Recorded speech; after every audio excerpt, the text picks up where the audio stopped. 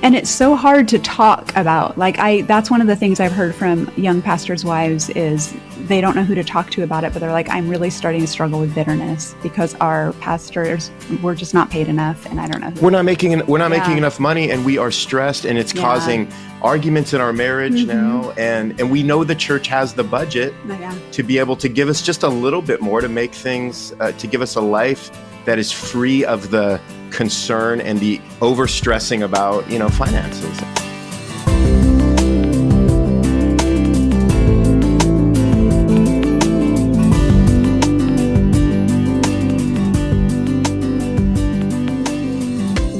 Welcome back. Today on the show, we have Ronnie and Melissa Martin, who are serving at Substance Church in Ohio, a small church. We wanted to have them on because the majority of the churches we serve at Lifeway are considered small. 89% of them, in fact, are less than 250 people. We were interested in hearing from them about the needs of the small church. Great topics we talk about today. First, how hard it is to break into the culture of a small town or even an established church, and the importance of being able to do that. Number two, surprised to hear him say that one of the three needs of a small church is a pastor who's willing to move slowly. Loved what he had to say about that. And then finally, how do we support our spouses? They are working hard behind the scenes and often don't get paid. Ronnie tells a painful story, and I do too, about how difficult this is to handle. So let's jump right in. Today, we have on the show Ronnie and Melissa Martin, and they are going to be talking about a subject that we've had multiple requests about, which is pastoring smaller churches. Ronnie, you actually have a book on that. Talk about it a little bit. Yeah, so we have been pastoring a smaller church in a smaller town for almost 10 years now. And one of the ministries that God has given both of us is that we've been able to connect with a lot of other pastors and wives and churches that fit the same demographic. So within the network of churches that we're a part of and the denomination that we're with, the Lord's just kind of opened up some doors there to really key in on, I think, just the uniqueness of this ministry. So it's been a learning process for us because this is very unique. In its own different kind of personalities and culture, and God's grown us. So it's been really fun to be set off on this journey, which is even more unusual for us because we grew up in more suburban churches.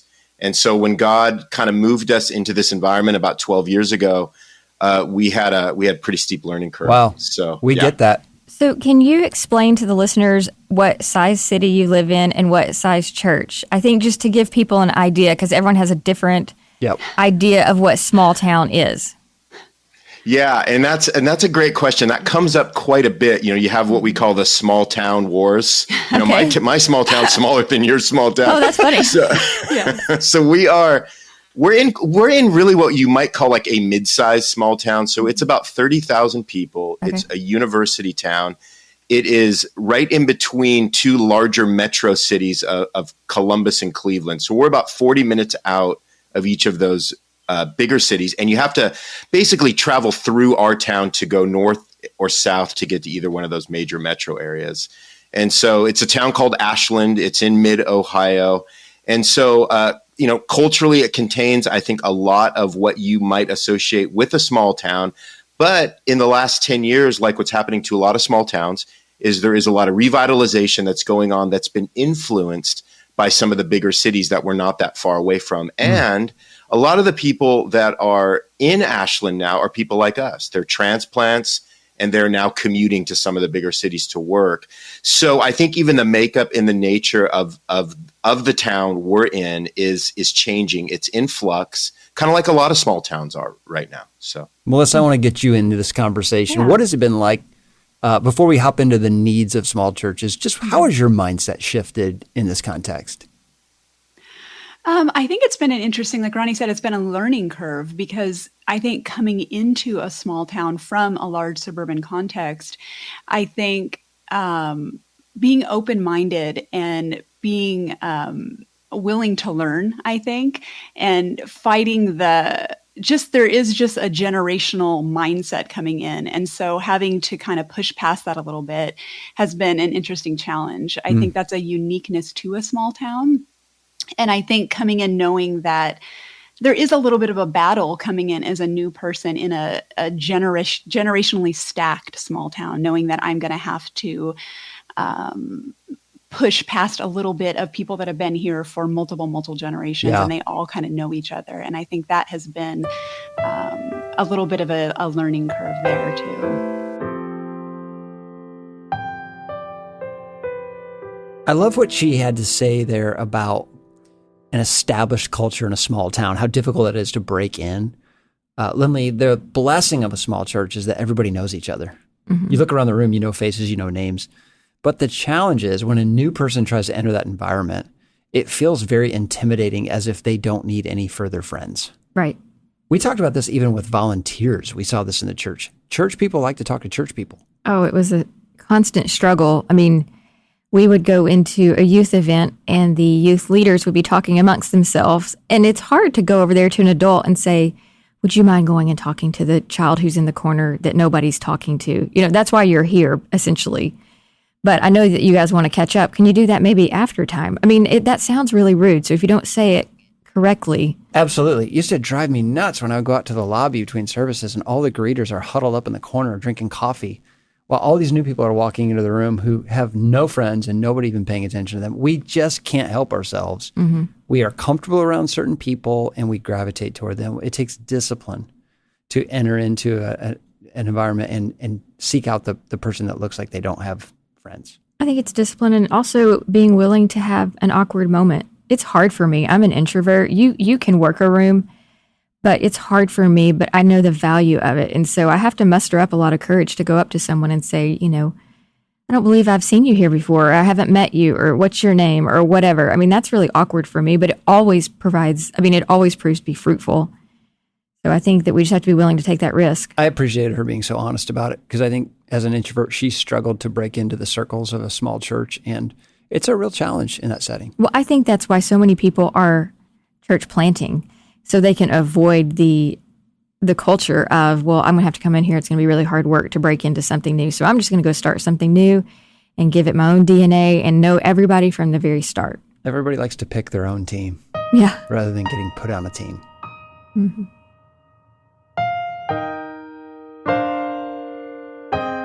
The mailbag has been hot on this issue. We have had a lot of folks email us at president@lifeway.com. That's the email address.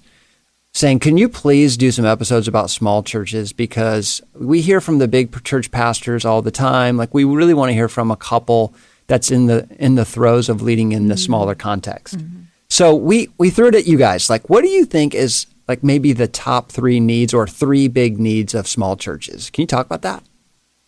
Yeah, and we thought that was such a great question, by the way. And so we came up with 3 things, and I think these things can shoot out to a lot of different areas. And the first one that we came up with in terms of a need would be to really establish a culture of hospitality. So, you know, it's interesting in small towns, there is going to be, in some ways, and more than people think, there's going to be a polarization of, you know, values and even political, you know, ideologies. And it's not as narrow as people might think. It's certainly not as narrow as we thought it would be.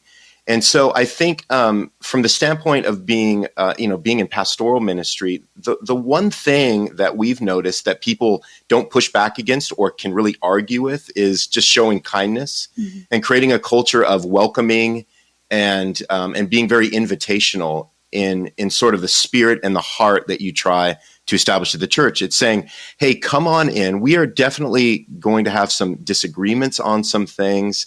We're going to be fighting off some of maybe the really heavy-setted traditions and perceptions that we bring to the table as we come into the church. But the one thing that we can do and we can really focus on is loving one another, loving our neighbors, and presenting like a door to the church that is open and that is welcoming and that is reflective of Christ's kindness. That's great. So to go after that kind of heavy and hard, I think, which is a funny way of putting it, but that's... that. Yeah. So what does that look like for you guys personally? So someone listening and they think, I'm just not good at hospitality. What do you guys do? What's a simple thing? Well, one of the things we did at Substance from the very beginning, since we planted, it was easier for us to create a culture. We wanted to create kind of like a third space at the church. So a lot of the things that are in place here is in a church is you scatter immediately after a service ends. So, Ronnie does the benediction. Everyone is like rabbits. They're gone.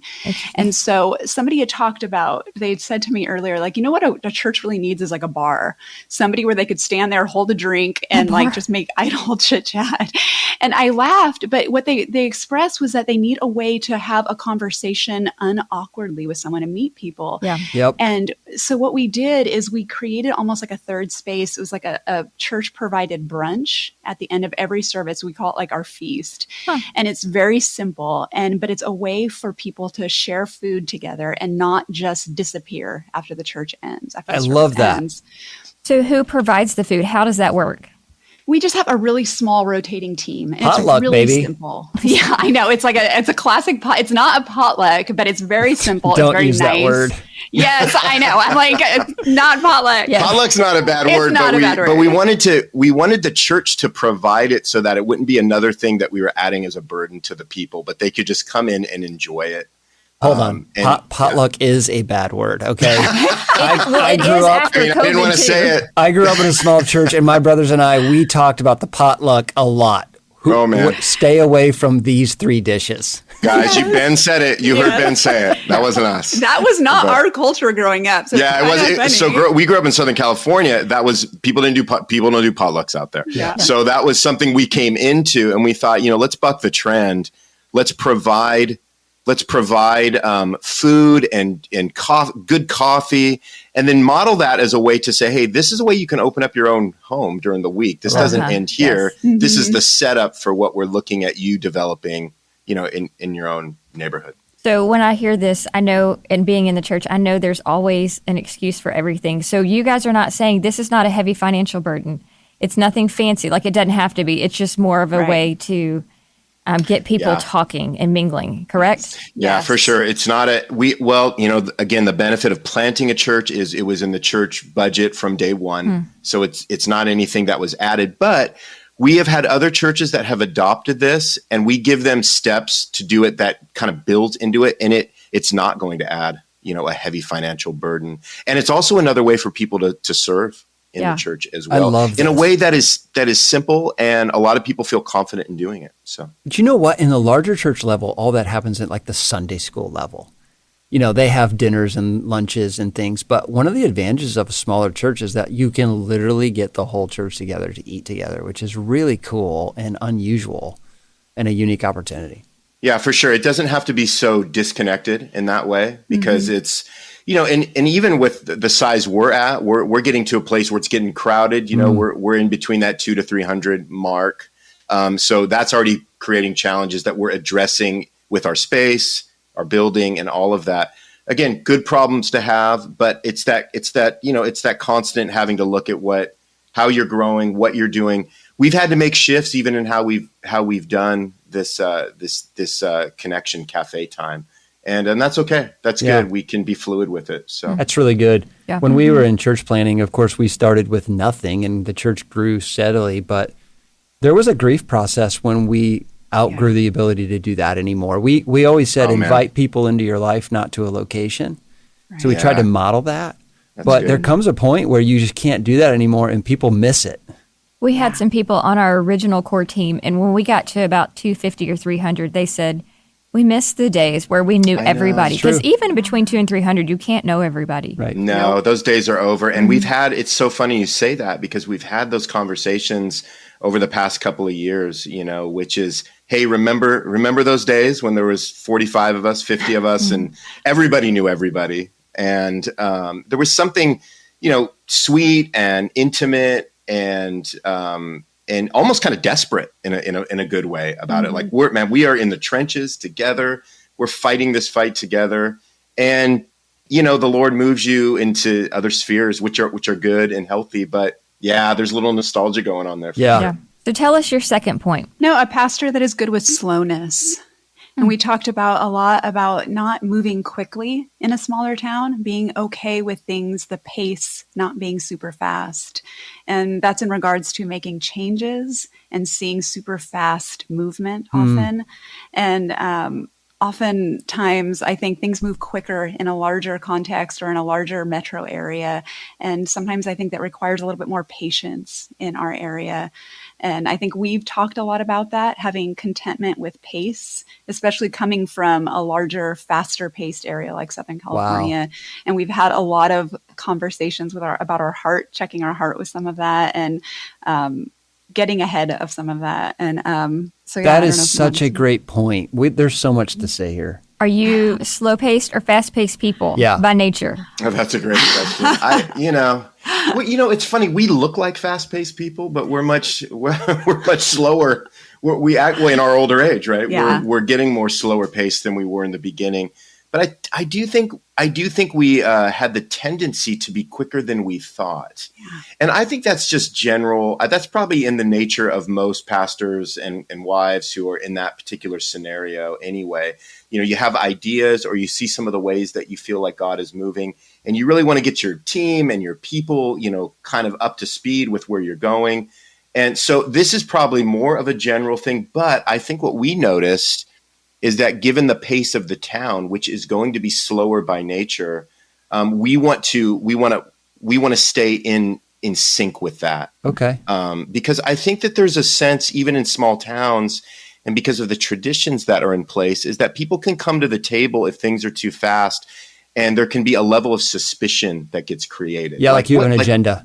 Mm-hmm. Absolutely. Like, why are you coming in here trying to be too fast or too and they can interpret fast as flashy. And do you have some agenda here that is more about, building something that you want to build rather than what we think, the Lord is trying to build here? That's good. I think there came a time where we wanted to be really aware of that, because, that was even though we don't feel like it was happening, that was some of the language that was sort of popping out. And we were like, okay, hey, there's an advantage to being slow too, because it also means the expectations of people aren't that you're trying to build something as quickly and as fast and as famously as possible. So it allows us to be a little more, have something that is manageable, right? Well, that requires a smaller ego than we're used to. My problem is my ego. It gets in the way. Well, that would be my problem too. Because I wanted to move fast so that people say that I'm a fast mover. I'm a mover and a shaker. And wow, look what he's done. He jumped in there and changed it overnight. Look,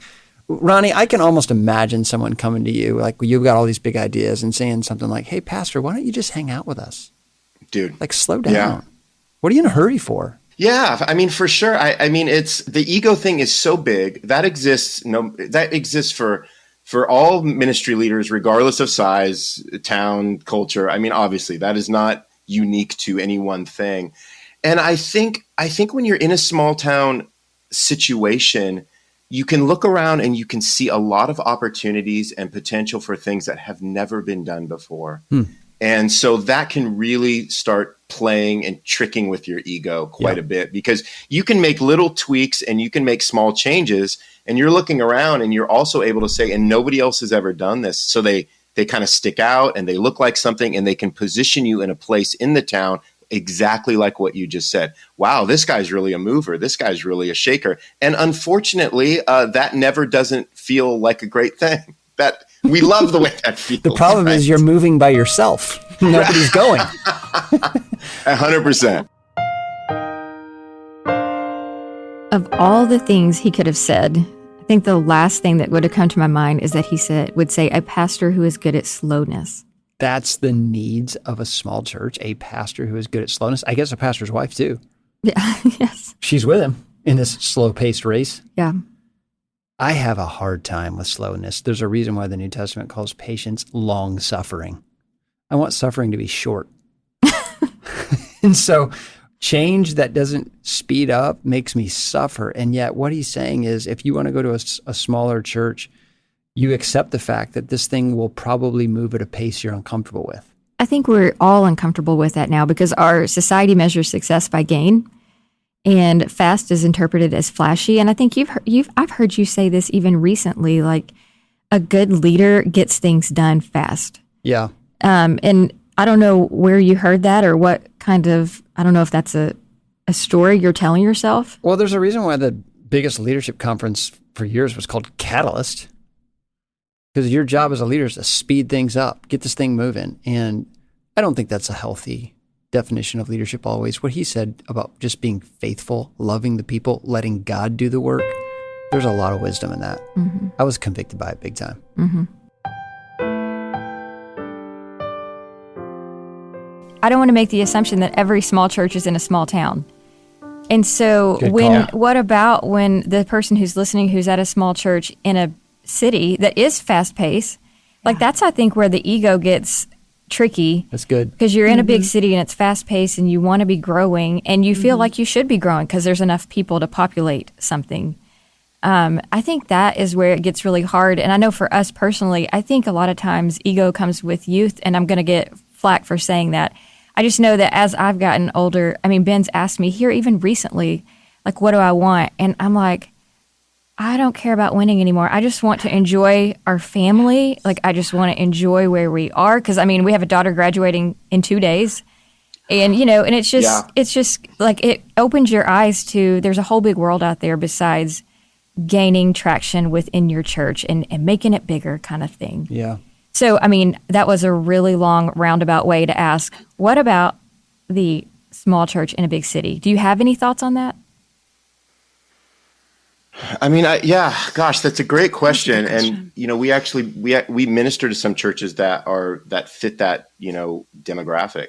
And I think what's hard for us is believing that the Lord is the one that decides the volume of things. And so because we live in a very, you know, materialistic society that measures success by gain, we're always going to default in thinking that bigger is better. And yet it's the reality of just almost 1,000 different elements that is going to create the opportunity for a church to be at any particular size. And I think what's harder than anything else in our world is contentment and just saying, hey, the Lord has given me this particular group of people if he decides to grow it, or if he's given me this large group of people and he decides to minimize it. And as long as we're being faithful, that is in the Lord's hand. And he is giving, it's kind of like the parable of the 10 talents, the guy with the 10, the guy with the 5, the guy with the 1. At the end of the day, it's going to be well done, thou good and faithful servant, not because of how many talents you have, but because of what you did with the talents I gave you. With the recognition that all of that is in the Lord's hand. And that is just so hard to get our heads wrapped around. It's hard it's hard for me, even as I'm saying this. I think that applies in so many areas too, with parenting, with just so many, that contentment and that trust. That I think I was just reading something from Daryl Dash yesterday about just not taking joy in what is today because it's not exactly what we had in mind, what we have and what we want for the future. And it just saps so much of the joy what we have, what the Lord has given us, the size of our church, exactly where our kids are, and trusting the Lord for the future and not being able to take the joy for what he's given us in today. And that's That's hard. really good. We have a regular guest on here, Adam Mason, who says healthy ministry focuses on obedience, not outcomes. Oh man, that's it right there. And that really is the truth. No matter what size church you serve, it's about obedience, not outcomes. Well, let's get to the third one. Yeah, the third one we came up with, and this is something that has really come to bear for us the last 5 or 6 years, is having an awareness of the world around us. You know, one of the things I think that's characteristic of small churches or small churches in small towns, I think it can go that wide, is just creating a bubble culture to where you can just look at the group of people you have and think that nothing exists outside of it, and that we don't have to ever focus on anything that exists outside of just the small culture that we've created here. And I think the implications of that long term can be difficult, and they can be damaging. We've noticed in our town that, you know, there's a reason why people live in a town like this. And it's because that there's a sense of protection that they feel. There's a sense of like, hey, we're you know, we've kind of stayed out of the fray of all the things that are hard and dangerous for us. And so I think for being a leader or a ministry leader in a small church, I think there's a balance and there's a discernment there to say, hey, we need to be aware of what's happening in the larger church. And it's good for us to know what is affecting us as a church culture at large, universally. And what are some of the things happening in the larger scope of ministry that it's good for us to know, because we have brothers and sisters that exist outside of the small circle that we're in. And it helps us to pray, and it helps us to not be so self-absorbed. It sounds like the small church can be, not always, but can be a subculture that people like to escape from the harsh realities of the world. And it's like it's a little bubble they want not popped. Like, just keep the bubble. But the problem is you're trying to engage the community, right? You're trying to lead them to engage the community. Yeah. Wow. Yeah, for sure. And I think, I think our tendency is there's a safety in that as leaders to go, well, we hardly have to address anything, because nobody's really interested for the most part in what's happening beyond the circle. So my tendency then is somebody who can be a little comfort driven, or let's just say a lot comfort driven. And that can turn into some, Timothy level timidity. It's up to me to work with my team and my leaders and go, hey, is this something we should address and talk about? I don't want to just stay so comfortable, stay so just, married to, this particular thing that God has created and that we are cultivating. But would this be helpful for our people to be aware of some other things so that we can grow in some discomfort and some awareness of what's going on in the larger world? But that's really good. So let's summarize those three things for our listeners in case they missed them. So hit them one, two, three. Go ahead. Yeah. So a culture of hospitality. Let's try to cultivate that. Let's be good with slowness. Let's not get ahead of where our people are at. And then just always being aware of the world that is around us for the sake of humility, for the sake of prayer, for the sake of personal sanctification. That's good. Well, for the rest of the show, one of the things we wanted to do is just kind of zone in on the pastor's wife a little bit. We feel like this is a subject that people really want to hear about. Yeah. And we had a question here for you, Melissa, and that is just, how has your personality dictated your role in a small church? Oh, gosh, that's a really good question. What do you like? Well, yeah, I'd say tell us about your personality a little bit, just so if there's a listener out there that could connect with you.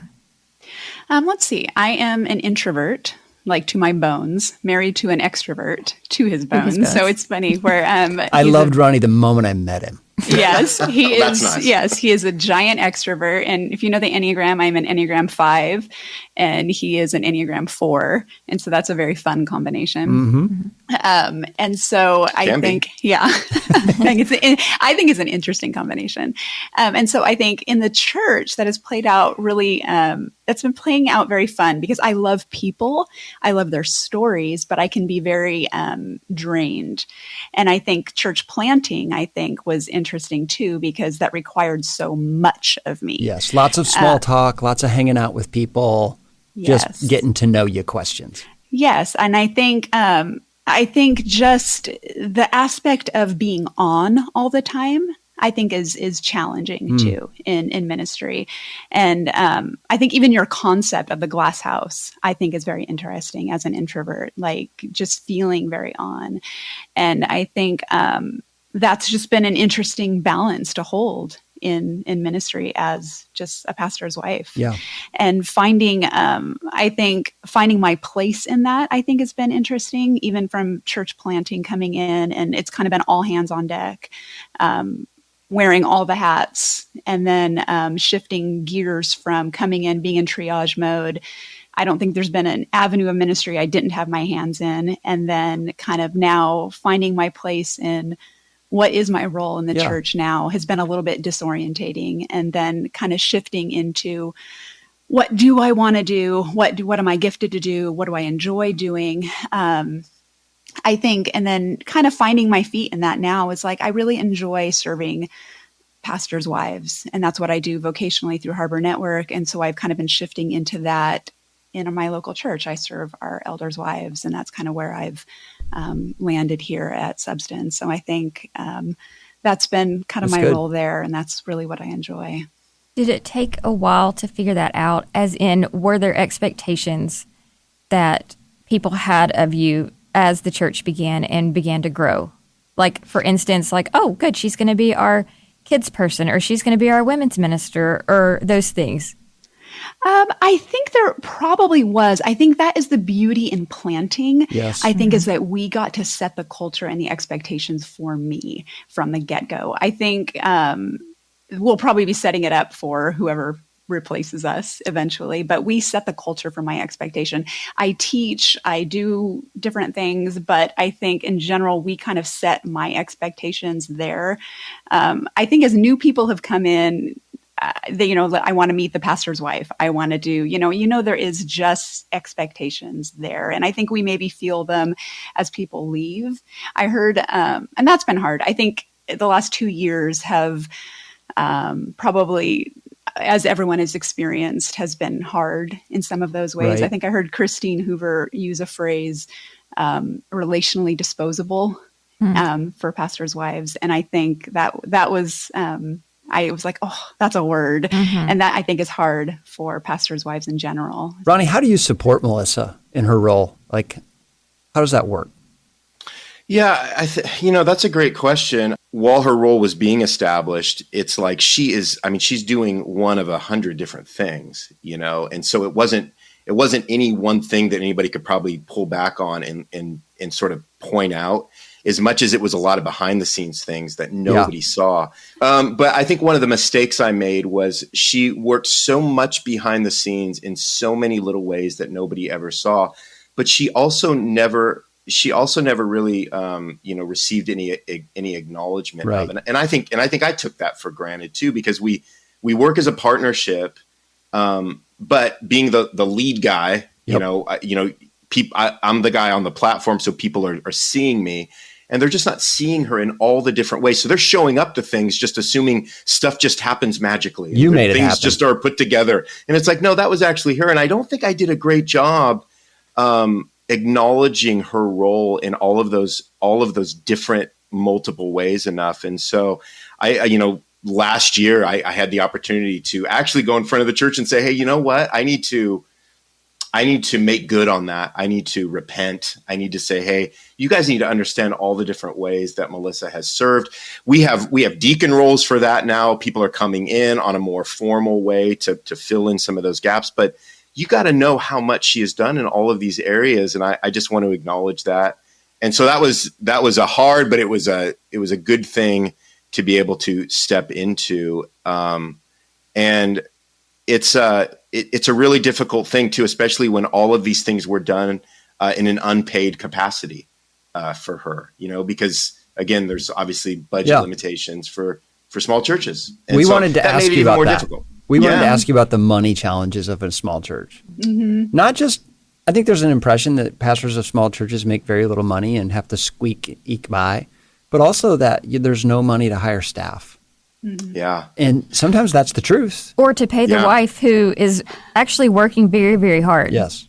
Yeah. And so about that. somebody talked about how it was kind of a 2-for-1 sometimes. And 100%. You get to pay the husband, but she has to work equally hard.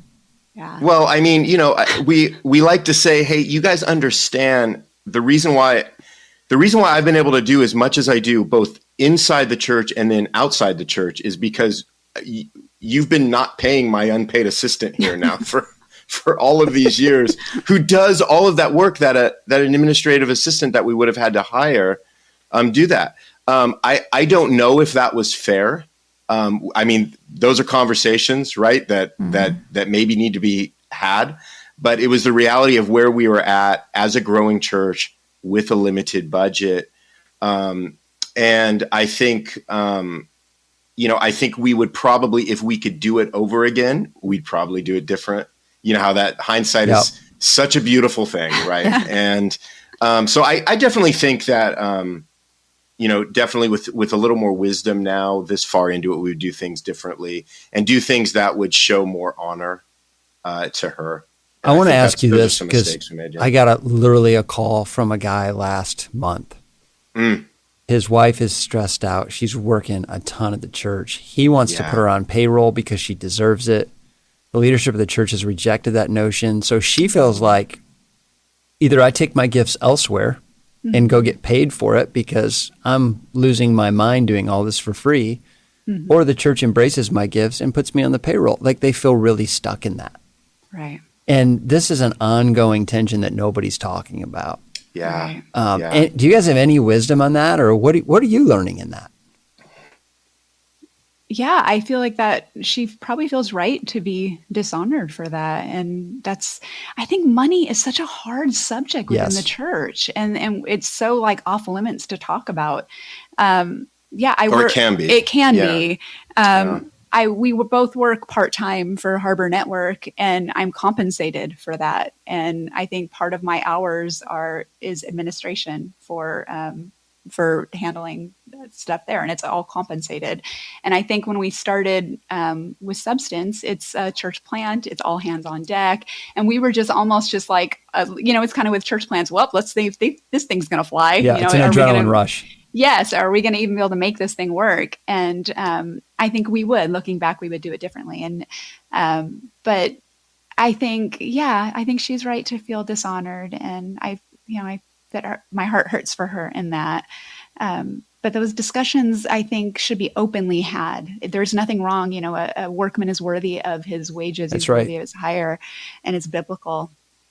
Yeah, well, and I think you hit that. I think what happened is you have that initial phase where it is all hands on deck. And it's fine. a lot Like, of budget it's money. just how it It's works. fine. But I think you hit that moment where you get to make those decisions for hires or volunteer staff, and you finally have people that can serve, and you finally have some budget money. And I think there's the tendency to say, well, hey, let's move on to full-time staff, and let's move on to people outside of our family circle. Because we're worried that people are going to think that we're being greedy, or we're trying to grab two salaries, and that is just a wrong way of thinking. This is so interesting. So when we began Storyline, I was the director of kids ministry. I did it for probably 18 to 20 months for free, of course, because you have to. Working way more hours than I was. Well, we're getting into hundreds of kids, over 100 volunteers, and and he began to fight for me. She deserves to be paid for this. Well, and people were very gracious to that, but then it's kind of like, what is the payment? Because you don't want to be greedy. I mean, it was hard for us because we're taking money from the church. And so, do you get just this tiny salary? Well, this is what's hard. Oh, If okay. you really price the job out and you go out and shop that job, there's a salary associated with that level of work, but you feel bad paying your wife that. Like, she should get 50% off clearance.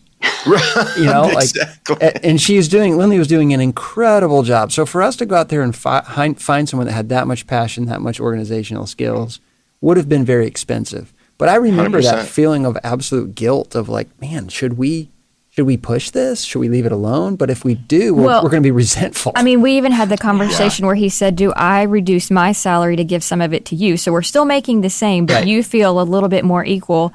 But then if the pastor reduces his salary, then everybody else, because the pastor's the highest and then the worship pastor is next. I mean, so it was crazy. just this whole thing that was kind of like, this is crazy. I mean, it's so hard. I think we're thinking of it all wrongly. And I think that there is this thing that drives me up the wall called pastoral guilt, and it's misplaced guilt. And I think it's a lot of times the result of not sitting down with your elders, your team, or whatever your team is, and just having some honest conversations that aren't coming from a place of bitterness, but from a place of saying, hey, we just have to do something about this that is honoring, and that allows us to establish something so that the next person that comes in isn't going to be battling some of these things that, granted, because it's a church plant, we have to make initial policy and decisions over. So I think it's a stewardship issue. It's a wisdom issue. Here's how I've thought about it, Ronnie. Like, if Lynley were volunteering at like the hospital and was putting in that kind of time, and they weren't thinking about paying her, I would say, I need to talk to your boss. This is ridiculous. Oh my gosh, yeah. And yet, 100%. when it comes to me spending my own leadership change for that conversation, I selfishly don't want to do that. I know. And so it creates tension between us, because she's like, in her mind, even though she won't say it, like, why are you not going to bat for me? I probably would 100%. say it, actually. Yeah, you would say it. I wouldn't leave that one high and dry. Yeah, you would say it. But many wives wouldn't. I think another financial thing that we have seen happen is that there was an older gentleman who'd been at a church for a long time. And because of his situation, he didn't have kids at home, felt very established. He refused a pay raise for years and years and years. Well, so when the next pastor came in, who does have small children, who does have to think through college and some of those things, that church was so far behind the mark of what other churches do that guy had actually done a disservice. But he thought he was 100%. being honorable, and he probably His heart was in the right place. Right. So these situations never get talked about, but they are very tricky. Yeah, 100%. And I think, Yeah. I think this would be a whole other pod, like the underpaid pastor. Yeah. I just think is ridiculous, because then what you're doing in that situation is you are asking, you're asking somebody who you really want to be focused on ministry and people and preaching and all of those things that you have hired him or called him to do, be just have his mind constantly worried and filled with anxiety about paying his bills, about putting away money for the future. And to me, there is just a huge disconnect there that largely goes unaddressed, that people just need to start being honest about. Yeah. And I would say that churches that are sensitive to this with their pastors, they tend to keep their pastors. Yes. Like they really 100%. want to take care and make sure that stress and burden is removed as much as possible. Absolutely. That's a healthy it's- culture.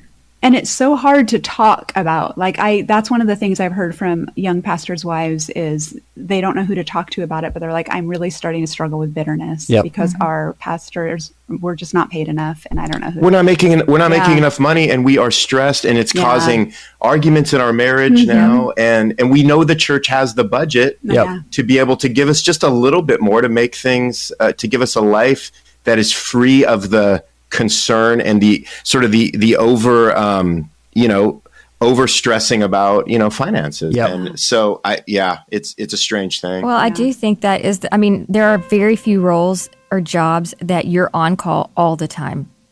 And so if you talk about the hours that people put in and the payment, it can be very, very unfair. So it's hard.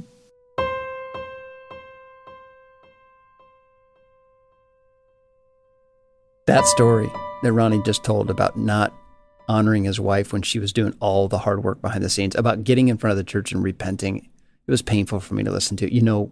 We have some of this pain in our own story.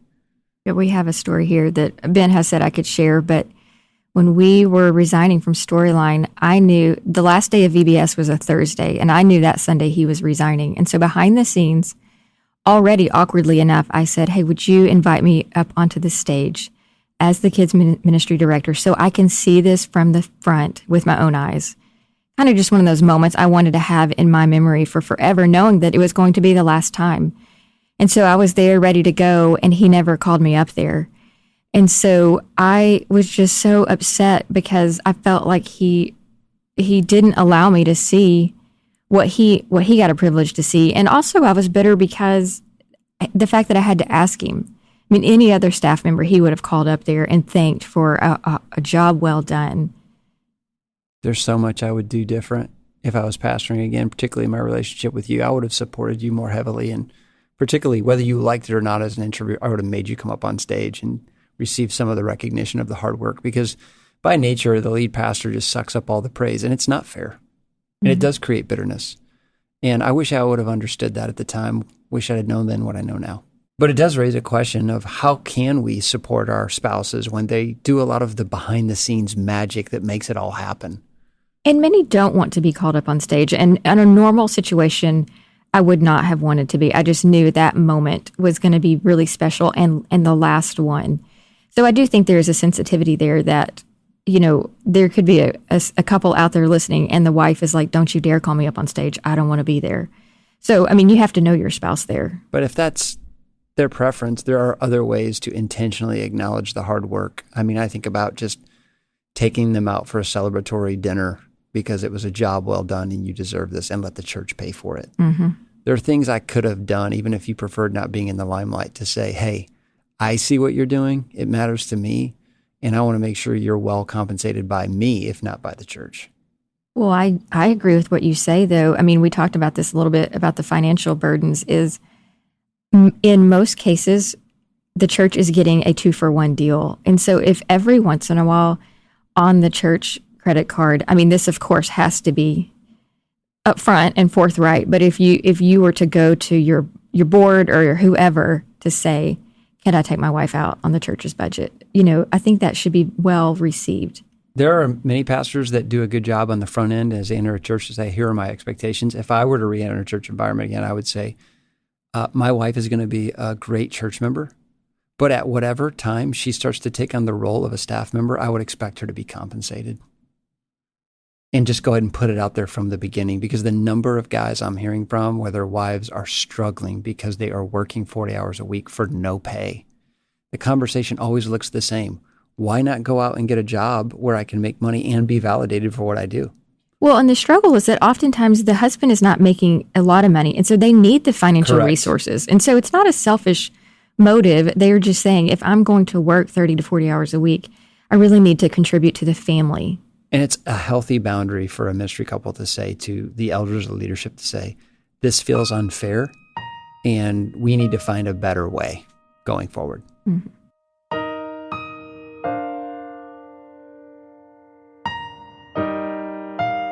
What is the most difficult thing for you about being in the glass house, particularly in a small town glass house? What's a challenging part of it? And then we're going to come back and ask you what's something you love about it. So start with the negative first.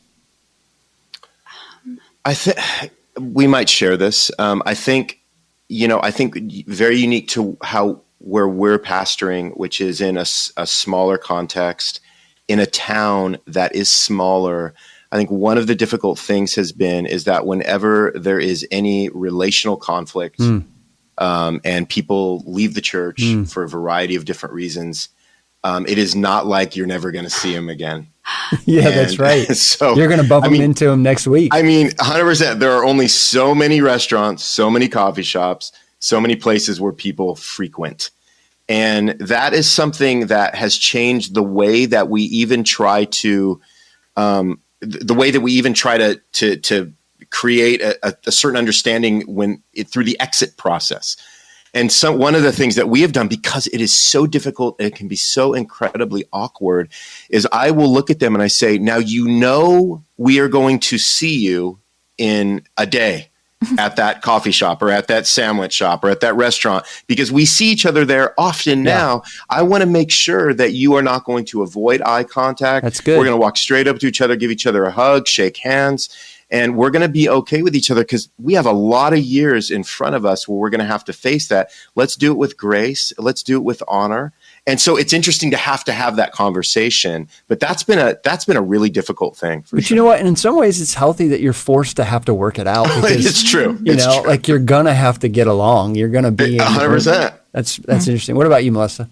That's exactly the thing I was going to say, is the fact that the lack of anonymity. Like we used to be able to, you could go to the market and never see someone you knew unintentionally, and hear that if there is relational conflict, you will be running into them. And I think that's probably good and hard and all of that. So I think that's uniquely hard about a small town. Lynley and I went from pastoring a fairly large church in a small town to pastoring a fairly small church in a huge city. And it changed almost overnight, the idea of, hey, I'm going to run into the grocery store and I'll probably be back in 30 minutes. I'm going to run into 5 people I know. And then we moved to Denver and it was like in and out, 5 minutes. I'll be right home. So I get it. I totally get it. Yes. Yeah. So, the opposite of that, of course, there are hard things, but you you stick with it because there's good. So what's the best part about living in the glass house? I think the best thing about living in the glass house would be, how collectively, corporately we celebrate baptisms. And that is something that is such a joy and strengthens our faith. We get to see death to life. And I think that is just such a joy as a church. I think the blessing of being a pastor's wife, I think we get to see we get to see more things than the average bear. Yeah. We get to see marriages restored. We get a firsthand view of just the way that the Lord is working in a lot of people's life that I think a lot of average congregants don't get to see. And so I think maybe that is the grace of the Lord in that way, that we That's get to really see good. that the Lord is active and working, and He's good. And we get to see just a view of that a lot of people don't get to see. It's good. Ronnie? Yeah, I think just sort of on that, exposure is so difficult, being seen to the level that you're seen at in this role is really difficult. And I think it's also the ways in which God just, sanctifies you, where you have to find your identity in Christ, or you're just not going to make it, and you're going to be crushed all the time. And at some point you're going to be like, I can't do this anymore. I can't take the exposure. Whereas if we let ourselves be seen and known in a way that begins with Christ, I think we can grow in such a way that we can create a beautiful, non-anxious, and confident presence to people that actually benefits them. That's awesome. But man, that's hard. That is so hard.